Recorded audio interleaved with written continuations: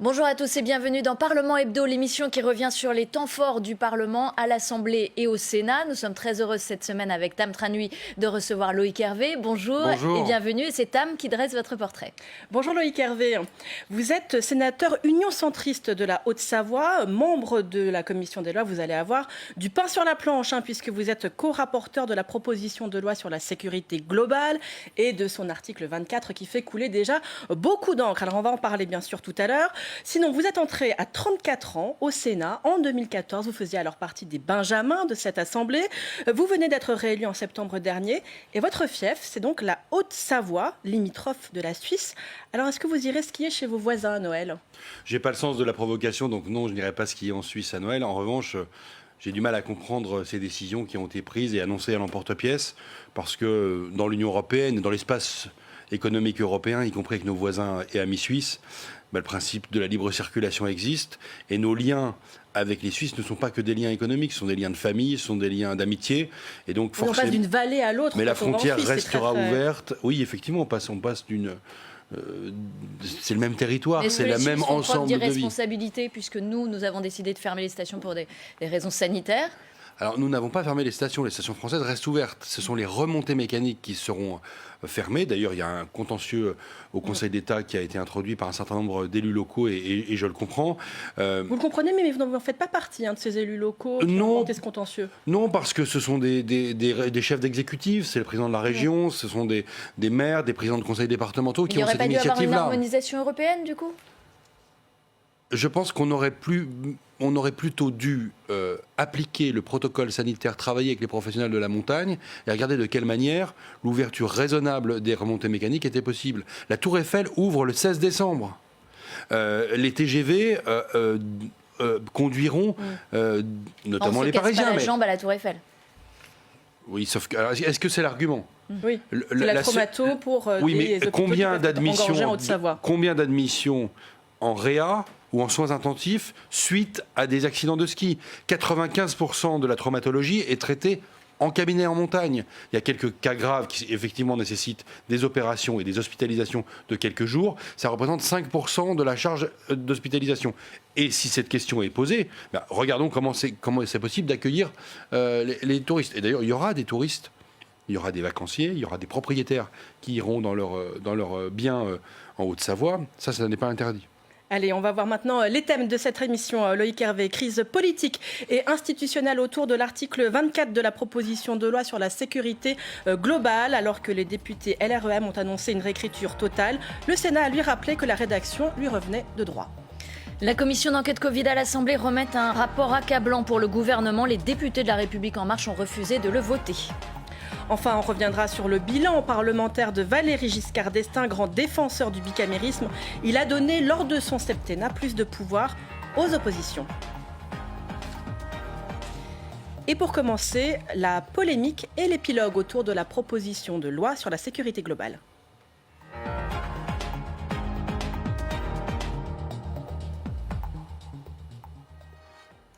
L'annonce de la réécriture du controversé article 24 de la proposition de loi sur la sécurité globale par l'Assemblée a provoqué l'ire de Gérard Larcher. Le président de la République a dû intervenir pour mettre fin à une crise politique et institutionnelle. Elsa Mondagava. Après la crise politique déclenchée par l'annonce d'une commission chargée de réécrire le tant contesté article 24, lundi, les députés de la majorité espèrent avoir trouvé une porte de sortie. Nous allons proposer une nouvelle écriture de l'article 24. C'est à nous législateurs, de proposer rapidement cette nouvelle rédaction. Exit donc la commission, ce seront bien les députés qui tiendront la plume. Alors le Parlement et la majorité a repris ses droits. Nous devons remettre le chantier sur l'ouvrage. Mais en voulant éteindre l'incendie à l'Assemblée nationale, la majorité ouvre un nouveau front. Au Sénat cette fois.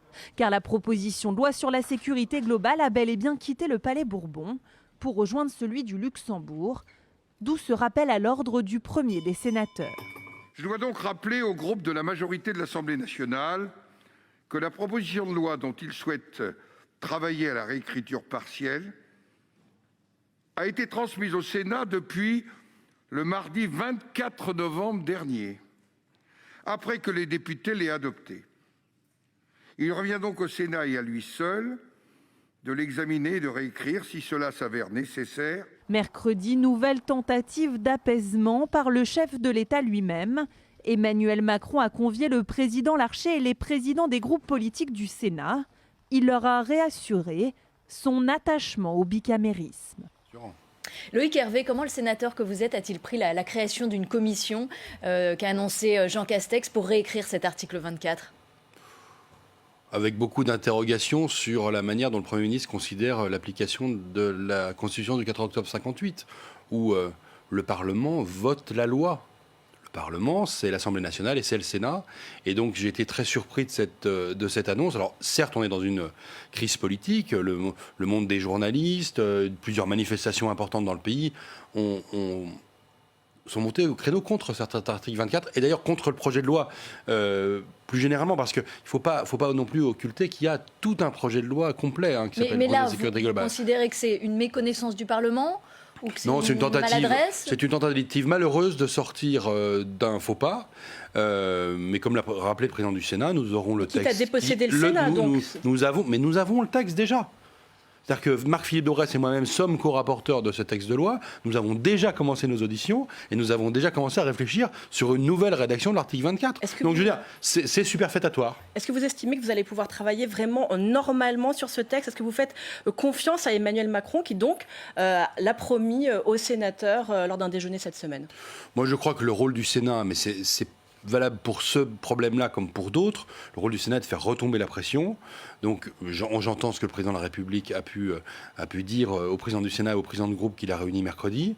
Maintenant, on est au travail et on va faire en sorte de manière sereine d'aborder ce texte de loi dans son ensemble, l'article 24 en particulier. Donc que vous allez aborder, vous, cette proposition de loi au mois de janvier, et la commission des lois de l'Assemblée nationale a dit qu'elle se donnait 15 jours, elle, pour réécrire l'article 24. Ça veut dire que vous pensez que ça va arriver par amendement gouvernemental lors de l'examen au Sénat ? Vous voyez les choses arriver comment ? Non, mais que tout le monde puisse contribuer à ce débat, c'est magnifique. Je veux dire, le Sénat tient la plume. Si les députés veulent faire des propositions, eh bien, les rapporteurs au Sénat analyseront les propositions des députés, de Christophe Castaner, d'Olivier Belge, de Patrick Mignola, des parlementaires que je connais par ailleurs. Bah, écoutez, la démocratie, c'est aussi la proposition. Mais c'est nous qui gouvernemental, vous le prendriez mal ou pas ? Mais l'amendement gouvernemental, s'il est bon, il sera voté. S'il n'est pas bon, il sera rejeté par le Sénat. Enfin, je ne me pose même pas la question en ces termes. On évoque 3 présidents de groupe de la majorité à l'Assemblée nationale qui disent on va proposer une nouvelle rédaction. Donc si la nouvelle rédaction des 3 groupes de la majorité parlementaire arrive par voie gouvernementale, alors là, il y a un autre problème institutionnel. C'est-à-dire que, pour le coup, c'est un mélange des genres qui continuerait. Donc pour vous, il ne peut pas y avoir d'amendement gouvernemental. Il peut y avoir un amendement du groupe LREM RDPI au Sénat. Oui. Il peut y avoir aussi un amendement des rapporteurs. Il peut y avoir plein de choses qui peuvent se passer. D'ailleurs, on ne s'est même pas sûr que ce texte arrive en fin janvier. On parle maintenant du mois de mars. Oui. On peut vraiment avoir un dérapage aussi, mais qui peut servir d'ailleurs à un moyen terme à trouver pour cette rédaction de l'article 24. Justement, vous avez entamé vos travaux et vos auditions avec votre co-rapporteur, Marc-Philippe Daubresse. Qui est-ce que vous entendez auditionner, notamment sur cet article 24 ? Alors, on veut entendre tous ceux qui ont quelque chose à dire sur cet article 24. La conférence des procureurs, les directions du ministère de la Justice ou du ministère de l'Intérieur, des universitaires, tout un tas de personnes qui peuvent avoir quelque chose d'intéressant à nous dire et surtout à proposer une rédaction mieux calée juridiquement. Oui. Qu'est-ce qui pose problème pour vous aujourd'hui de façon claire ? D'abord, est-ce que l'article est utile ? Est-ce que l'article protège tout le monde ? On parle des gendarmes et des policiers. Est-ce que demain, un instituteur, un élu local, un magistrat sera de la même manière protégé par cet article ? Est-ce qu'il est au bon endroit ? Est-ce qu'il faut toucher à la loi de 1880 ou est-ce qu'il faut le mettre en dur dans le code pénal ? Est-ce qu'en le mettant dans le code pénal, on ne crée pas un renforcement des sanctions à l'égard des auteurs qui serait peut-être trop important par rapport à l'objectif que l'on veut atteindre ? Enfin, toutes les questions qu'on se pose avec Marc-Philippe Daubresse, qu'on se pose ouvertement, qui sont des questions qui sont sur la table. On est éclairé par tous ceux qui ont quelque chose à nous expliquer. Et donc, on fait simplement notre travail de parlementaire. Vous avez commencé par dire, on se demande s'il est utile. Est-ce qu'il ne faudrait pas tout simplement le supprimer ? Il y a un article 25 dans le projet de loi séparatisme qui est très proche de cet article 24. Est-ce que c'est nécessaire d'avoir 2 articles presque similaires ? La question se pose exactement dans les termes que vous évoquez, car effectivement, il y a une polarisation sur cet article 24 qui était une modification de la loi de 1881 sur la liberté de la presse, et qu'on peut se poser la question de savoir si le droit positif actuel, pénal, ne répond pas en tout ou partie à la question. Et si ça n'est que partiel, à ce moment-là, il faut envisager peut-être de renforcer l'arsenal pénal de manière marginale ou de manière beaucoup plus importante. Et ça, ce sont des questions qui se posent. Mais encore une fois, on doit avoir un débat serein. Et avec Marc-Philippe Daubresse, nous avons un débat serein avec nos interlocuteurs. Juste d'autant que le projet de loi sur le séparatisme doit vraisemblablement être examiné avant la deuxième lecture, avant votre lecture de l'article 24 de la proposition de loi sécurité globale. Est-ce que ça serait mieux pour vous ? Ça, nous n'en savons rien. Mais d'abord, ce texte de sécurité globale est une proposition de loi. Donc il vient de nos collègues députés, et non pas du gouvernement. Alors, en tout cas, pas officiellement. Oui. Et il n'a pas été soumis au Conseil d'État, il n'a pas été soumis à la CNIL. Tandis que le projet de loi que vous évoquez, qui est celui sur le séparatisme, on ne sait même plus comment l'appeler, mais disons sur le séparatisme, celui-là est un projet de loi qui permet de... Il sera donc plus bordé juridiquement, vous voulez dire ? Je l'espère. Donc nous, ici, on ne fait pas de la poésie, on fait du droit. Donc l'important, c'est d'avoir des textes qui soient applicables par les magistrats sur le terrain et que la loi soit intelligible, qu'elle soit compréhensible par les Français. Donc ça, ce sont des éléments qui sont extrêmement importants. Donc effectivement, on aura peut-être une perturbation du débat du texte séparatisme à l'Assemblée quand le texte sécurité globale ne sera pas encore étudié par le Sénat. Donc il faudra qu'on voit ça dans les semaines qui viennent. Allez, on poursuit cette émission avec le rapport de la commission d'enquête sur la Covid à l'Assemblée.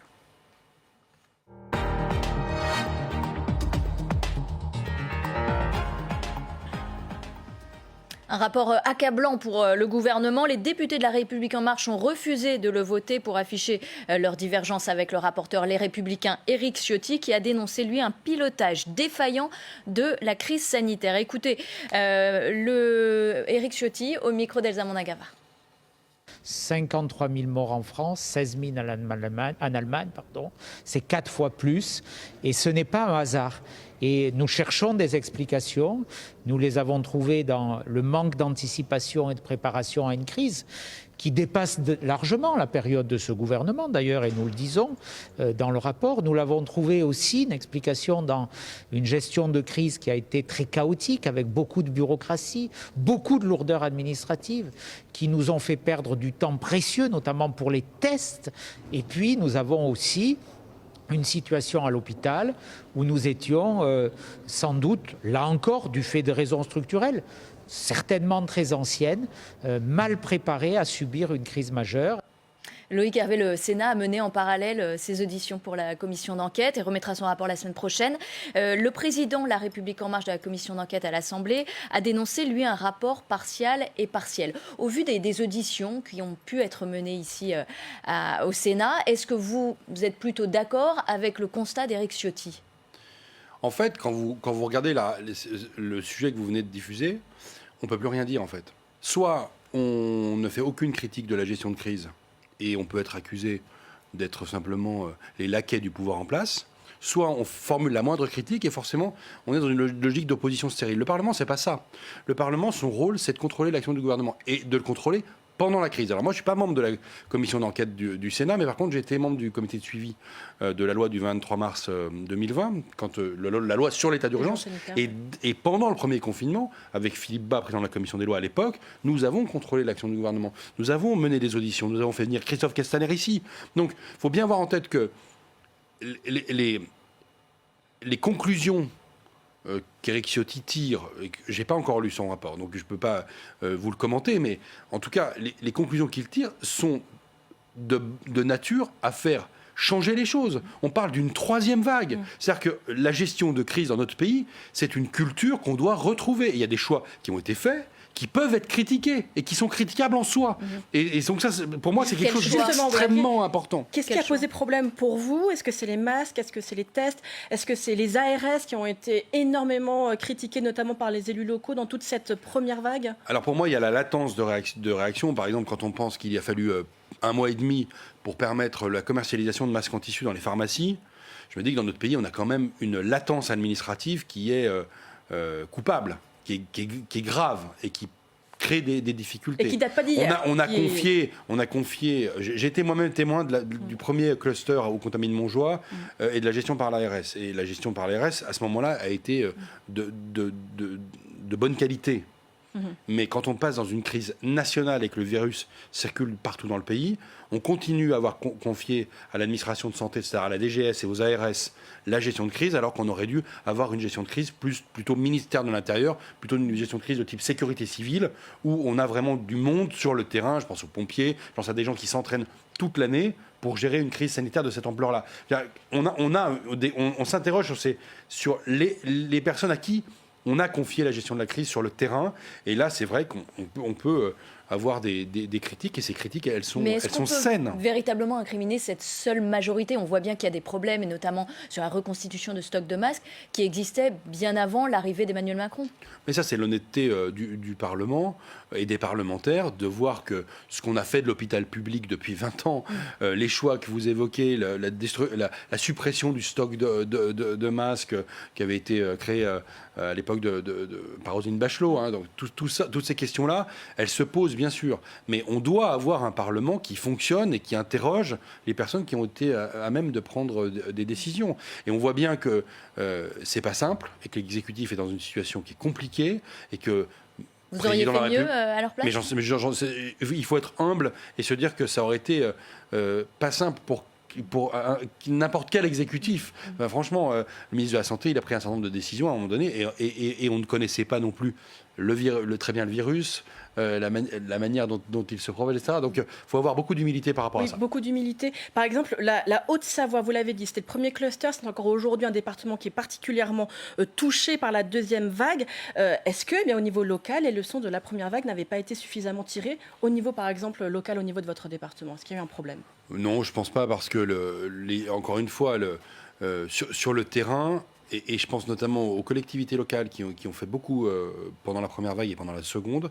Je pense notamment aux hôpitaux qui ont absorbé la première vague puis la seconde.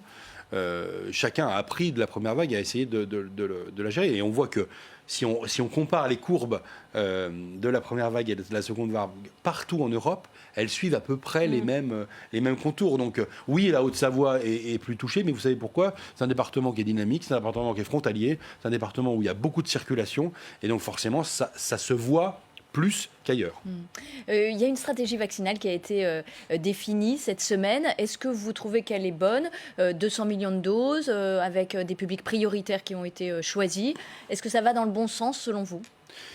J'écoutais le professeur Philippe Juvin ce matin, et il évoquait le fait qu'on ait vacciné 10 millions de Français en 1 mois contre la grippe. Là, on parle de 14 millions de Français en 3 mois avec les différents vaccins contre la Covid. Et donc moi, je me pose la question aussi de la vitesse de vaccination. Parce que si on veut éviter une troisième vague, et je ne suis pas médecin, mais je pense qu'il faut aller vite au début de l'année 2021 pour vacciner un maximum de personnes, pour atteindre un taux de vaccination dans le pays qui soit suffisant et qui permette d'empêcher une grande partie de la troisième vague. Allez, pour terminer cette émission, l'hommage des parlementaires à Valéry Giscard d'Estaing.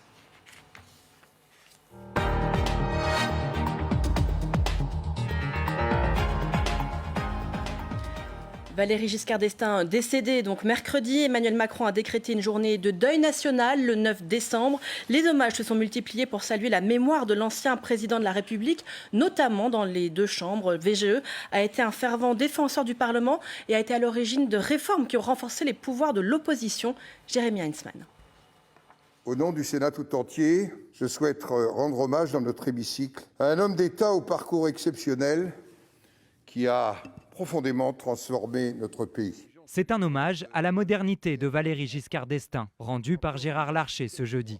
La veille dans l'hémicycle, Roselyne Bachelot saluait déjà l'héritage laissé par l'ancien président. Valéry Giscard d'Estaing, c'est le droit à l'avortement, c'est l'abaissement de la majorité civile, c'est le divorce par consentement mutuel, c'est en fait l'auteur de nombreuses réformes novatrices. Parmi ces innovations, l'une d'elles marque un tournant chez les parlementaires, la réforme constitutionnelle du 29 octobre 1974. Quel en est l'objet ? C'est de permettre à un certain nombre de parlementaires, députés et sénateurs de demander au Conseil constitutionnel de vérifier si une loi est bien conforme à la Constitution.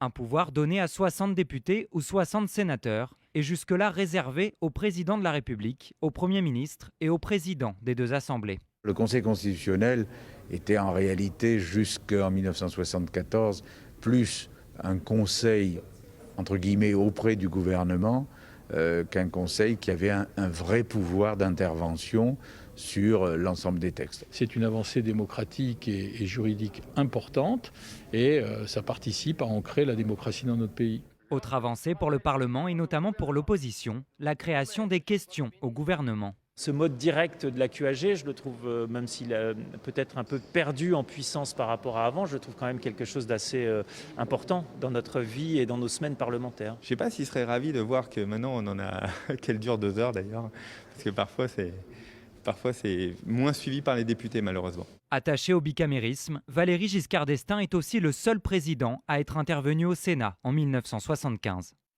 Alors Valéry Giscard d'Estaing, c'est un monument pour la famille centriste à laquelle vous appartenez. Finalement, avec lui, c'est la seule fois où un centriste est vraiment parvenu à être à la tête de l'exécutif. Vous, qu'est-ce que vous retenez de lui ?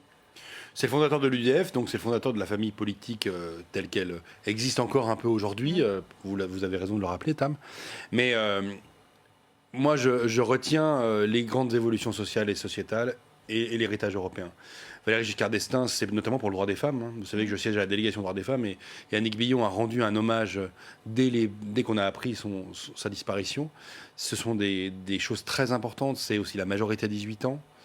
Et donc, moi, je garde du président Giscard que j'ai eu l'occasion de rencontrer. Moi, je suis né en 80, donc c'était la fin de son mandat, de son septennat.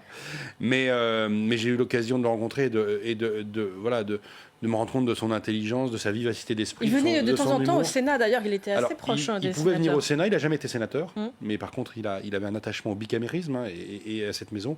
Puis il avait un attachement à mon département, parce que Mme Giscard d'Estaing a des origines en Haute-Savoie, et pour les 4 ans de son élection, il est venu en Haute-Savoie, dans un village de montagne, le Reposoir, et il a toujours gardé un attachement très fort au monde rural, aux Français. Vous savez, on a un peu caricaturé cette manière dont il allait aussi dîner ou déjeuner chez les Français.